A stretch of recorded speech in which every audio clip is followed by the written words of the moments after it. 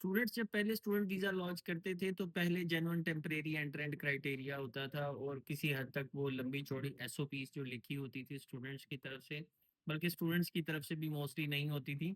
Agents जो होते थे लोकली रिस्पेक्टिव कंट्रीज के अंदर वो लोग खुद ही लिख देते थे या स्टूडेंट्स की ही जो जीटी उठा होती थी वो उठा के उसमें रद्दोबदल कर देते थे।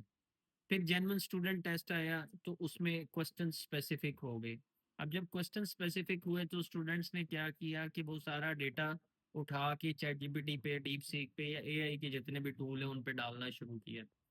तो अब जब जीएसटी आया तो मेरी एक अपनी अंडरस्टैंडिंग ये है या मुझे ये लगता है कि क्योंकि अगर आप एआई का यूज कर रहे हैं तो जो गवर्नमेंट का सिस्टम है वो ऑलरेडी काफी एफिशिएंट है और मुझे ये लगता है कि ये जो जीएसटी का क्राइटेरिया आया है तो उसके साथ इंटीग्रेशन भी एआई की है तो वो आपको पकड़ लेता है कि कहाँ पे आपने एआई का इस्तेमाल किया।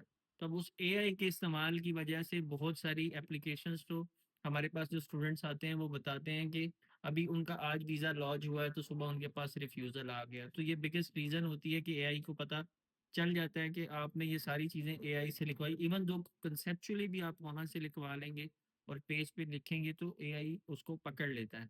तो आप लोगों को एक चीज समझनी है कि अपना जो जेन्युइन स्टूडेंट टेस्ट क्राइटेरिया है उसमें जो लिखना है उस क्वेश्चन का आंसर आपने खुद लिखना है।